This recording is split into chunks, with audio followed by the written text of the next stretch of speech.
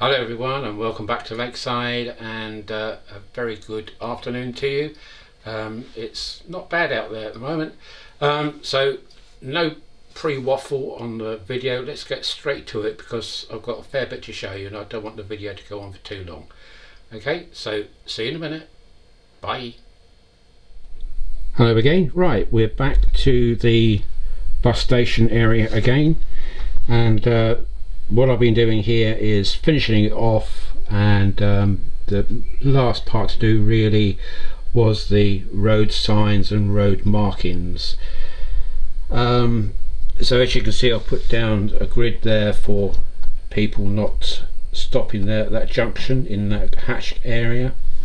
Some single yellow lines by the curbing, stop sign there,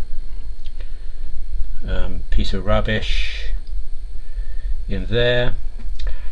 I've got a disabled access entry point just there. Also got a bus stop on the road there, a taxi point just there for taxi rank. What else? I think that's about it. I've done a yellow single line across the road to that join in the road there, and then I'll continue that on down that section of the road with grates in the road and markings. But this area up here now is primarily finished. I think it's come out reasonably well. I've got a little bike there leaning up against the lamppost. Should be a song about that, shouldn't there? So yeah, I think that's come out okay. I'm pleased with this. I didn't want to overdo it, to be honest with you. I know that there are several other signs I could put up, but I've got a thing about signage. It's becoming like what I call signage pollution. If you go through major towns these days, it's just full of signs. Don't do this, don't cross there, one way only, blah blah blah, and everywhere you look there are signs. And if you're looking for a particular thing, you can't actually find it because of all the other signs. So I'm leaving this probably where it is at the moment. I'll say I don't want to go overboard with the signage and make it look cluttered. I think that's ample. That gives the impression now of a road and a bus station, obviously. I've got my street lamps in, so I think that's about it now. As regards the back, what I have done is, if I can just switch it on, bear with me. Okay, so I've put two orange lights in the truck. They're small SMDs, orange SMDs, and they're orange shining through the orange plastic, and that's just operated through a battery hidden underneath in here along with a switch, and I've taken the wiring down either side of this angled piece of metalwork here, so you can't see it, and I've painted it green so it hides up the wires okay. Oh, and also I've jacked the back bus up at the front. It was jacked up before, but obviously not enough because people kept saying that it needed jacking up, so I've jacked it up really quite high now. And before I did it, I thought, oh, okay, if I need to have a jack there, what kind of jack? It's not like the kind you get in a car, which is like a scissor jack.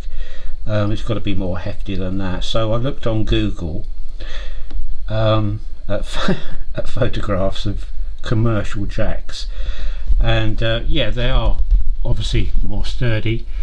But what I did notice was that there was some which I thought were quite innovative. I can't say that word, you know what I mean. It was like a big balloon, a big rubber balloon, which you put underneath the bus or the truck or whatever, and then it's inflated and it jacks it up, which I thought was great, because that that gets me out of the problem of building a jack. So that's what that is being jacked up with, by one of these rubberized balloons, I guess you call it. So that's taken care of the jack really, and all I've done there is I've just put a piece of 3mm foam board underneath it and a blob of black tack, and that's raised it up nicely. If you look at the red bus, you can see the angle of the green bus is higher at the front, and you've got the orange lights coming through. It's not showing up great at the moment because obviously it's quite bright in here. I've got the blind down, but it's still quite bright up here. And that's about it with regards to the bus station. What I have got next to show you is the bus itself, so I'll just switch the camera off and I'll prep it, and then I'll come back to you. Okay, so see you in a minute.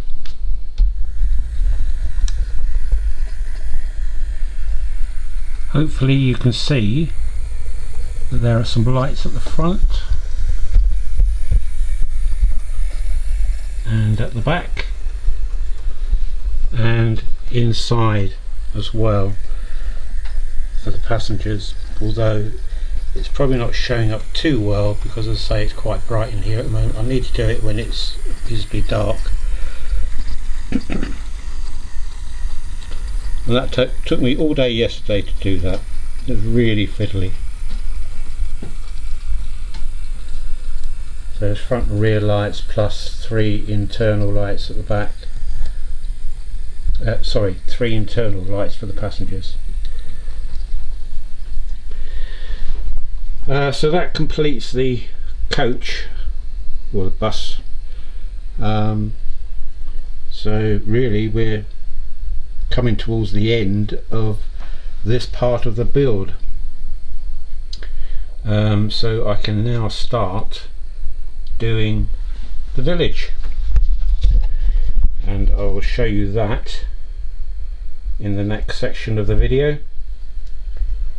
But I think if we stand back and look, I think that's a pretty good impression of a small town and the bus station. And if we look down there, the bus is just coming back up. I can get a closer shot of it.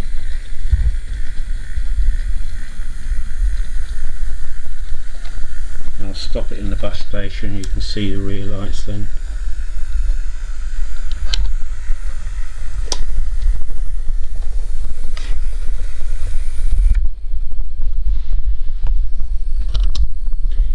So difficult with all these street lamps.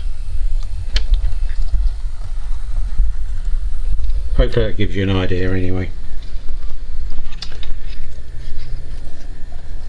Put my little market stall back on, and I'm glad I went for the switch now rather than the sensors which I originally opted for, because what it meant was that every time the bus went through the sensors it stopped, and I didn't want that. I wanted to be able to stop it myself rather than the sensors doing it every time it went through the sensors. So I'm glad I put that switch there. Okay, right, so let's crack on with the next part of the video, which is probably the penultimate part, which is a new loco. So I've got myself, and this is Gary of Gary Lester TMD. It's his fault because he put on Facebook a picture of his Class 33 in EWS, and I thought, oh wow, and that sits so nicely against my Hatton 66, which is running absolutely fine now, by the way, no issues at all. But this is a Helgen Class 33. I think they've only just come out I can't be sure of that, but I think they have. But it's a pretty loco, and it runs very nicely. It didn't run very nicely at all when I first got it. It struggled, really struggled. I don't know why, to be honest with you. I cleaned the wheels and it was all okay after that. So for some reason there was some muck or grub on the wheels. After cleaning it, then she worked absolutely fine. I have fitted sound to it. I will do a proper running session on this on a later video, because I don't want this video to go on for too long. But yeah, she's really loved now. I've fitted all the snow plough to it at the front. Most of the detail fittings on the front were already fitted, but I did have to modify them because obviously they're put on if you are going to just display it, but it wouldn't turn, the bogie wouldn't turn, so I've just modified them very slightly so that the actual bogies turn, which I've done now. And I've got a Hunt's coupling on the back. Bring this forward. Perfect. So easy, these things, aren't they? Yeah, so I'm really pleased with this. It's such a lovely looking loco, and yeah, so I'll show you this plus the 66 running round on maybe the next video. But so I have fitted sound to it. The sound is okay. I've got the speaker in the fuel tank underneath, but it's just one of these horrible crappy cheap speakers, so I should swap that out and put a little probably an iPhone speaker, because I've got one. I should probably pop one of those in there, or maybe a double iPhone speaker if I've got one. So I'll show you that next time. Okay, so the last part of the video, this really is the part which is exciting me, to be honest. So let's shut the camera down and I'll get back to you straight away. Okay, so bye for now.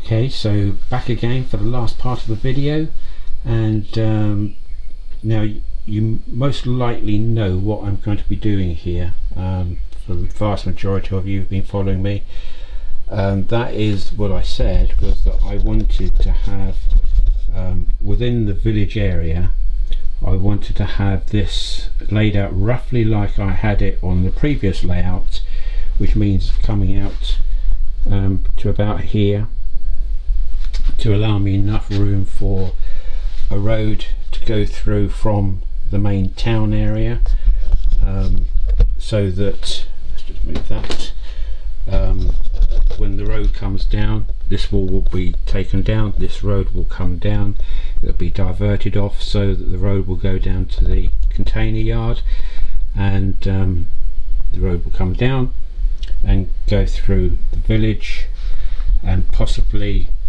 will go over that track there to a small car park for the station, the small station I've got over there, the heritage station, and then turn round and then make an entrance into the manor house, and the entrance to the manor house will either be here or here. I've yet to decide, but I will do that nearer the time. But the main part of the road will go along here, and with the houses along here, with the gardens at the back, and in between this lot will be a runaround for 2 Magna Rail cyclists. Now, I ordered this last week from Holland. I ordered it on a Tuesday evening and it was with me Thursday morning at 10 o'clock. Absolutely unbelievable service. I was staggered by the way this thing went through the system. I followed it.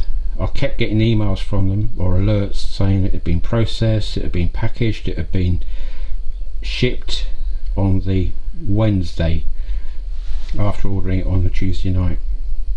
and it had been shipped by I think about 10:30 in the morning. I've followed it through to the evening. It was in the UK in the evening, and it was delivered to me, say, on the Thursday morning at 10 o'clock. Unbelievable. So this is what I've been waiting for, because I can now seriously start the road system on here. I can start laying this out, especially now that I've got this complete. I can now take that wall down and start building the roadway.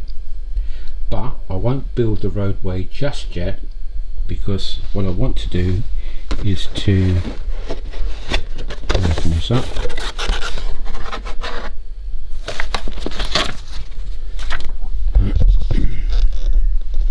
I want to build this lot first, and what I want to do is to build it on its own baseboard. That will give me two options. I can either put, if you imagine a baseboard like this, very much like this box, so it'll be a baseboard with sides to it and eventually a top where the road will sit. But what I can do, I can either place the, let's call it a cartridge, place the cartridge on top of my existing baseboard, and so that the roadway will be higher than this baseboard here. So the gardens at the back will slope down towards the track at the back. That will also make the roadway less of an angle as it goes up to meet this road here. That's one option. The other option is to still have the cartridge, but then I can cut a hole in the baseboard for the cartridge to sit into, and then I can have a completely flat roadway. So they're the two options, but in both cases I will build a box for it off site, get it all working, and then I can make the decision as to whether I inset it or rest it on top. And that will be my decision once I've looked at it and weighed up the pros and cons for it. But either way, it will be utilised exactly as that, as a cartridge. So what I've done for the moment, I've assembled it as regards these. That's the actual chain, so they're all now separated from the sprues and the ends rounded off, so they all now clip together. I've also got the track where the chain sits. That's all now been taken off sprues, filed where necessary to smooth it out, so that's ready for laying. I've also assembled the motor, so that now just will drop in, if you like, into the cartridge like that. And these are just two turns which I probably won't actually use. These are 180-degree turns, so the chain does that. I doubt if I will use those, but I've done them anyway. And the last thing is, in there are the two bikes, and you have to fit 2 magnets per bike on the bottom of the wheel of the bike, plus insert a magnet into 2 of the chain links. So they're all done. So my next job really is to start making the cartridge like this for all that to sit in. I think there's 1.8 meters of chain, so it's about 6 foot of chain, and that will go around sort of like that. So we're going to go along the front of the cottages, behind and by the side of one, along a track by the railway, and then back up again through one of the side parts of the village, and then back along. So it's going to do that. Now I suppose it's a bit boring, but it's just to create a another piece of movement on the layout apart from trains. So I've got the movement up here, I've got flashing lights, I've got police beacons, I've got the police car, I've got the bus with the lights. So there's a lot of stuff going on up here for people to look at. I've got the flashing lights on the truck there. So there's a lot of people to look at, for people to look at on that area, and I want the same thing here. So the moving part, if you like, on the village will be the bicycles going round, and that would be me and my darling wife Hazel going around the village. I should still have my cottage, or should I say our cottage there. It probably won't end up there, but it will be included within the village, less of course the blue Bormans at the back there. So that will be a nice interesting exercise for me to do. I'm looking forward to this. So yeah, next stage is to knock up some form of cartridge to house that lot. So that will keep me busy. I might try and do that next week if I can. I've got some work to do in the garden, but I'm sure I can take a few hours off to start to make a box up for this. That is about it. Oh, I've got to give a big thanks really as well to Scale Model Scenery, because they supplied all the road markings, what you're seeing here. I've never used them before. They're very good, I have to admit. They're very good and dead easy to put down too. So yeah, I'm very pleased with it. So thank you Scale Model Scenery for supplying those to me. Great product as always coming from you guys. Yeah, very pleased with them. So that about wraps it up. So I don't want this video to go on for too long. So we've got several things. We've got the Class 33 sitting there. We've got the bus with the front and rear lights and internal lights. We've got road markings. We've got basically now a finished bus station with lights, taxi rank.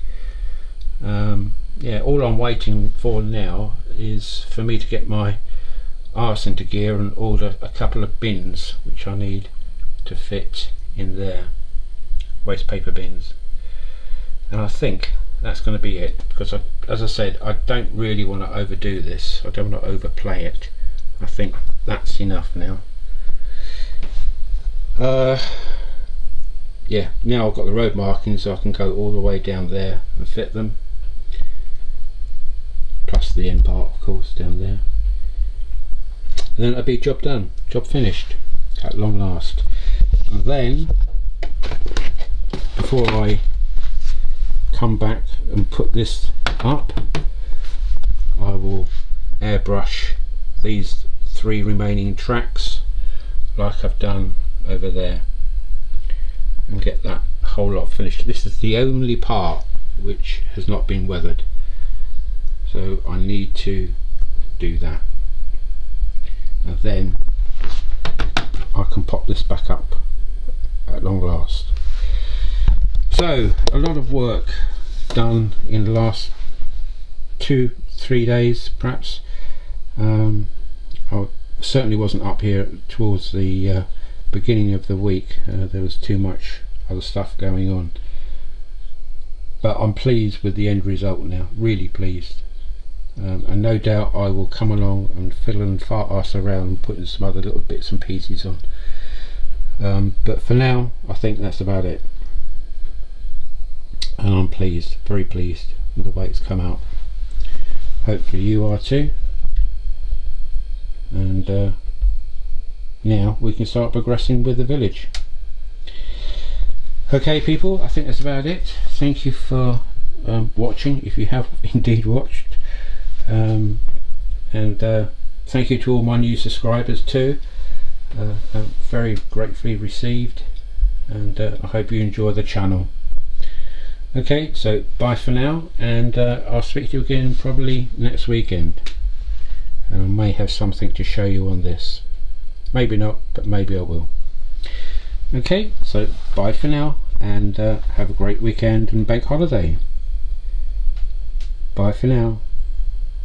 Bye.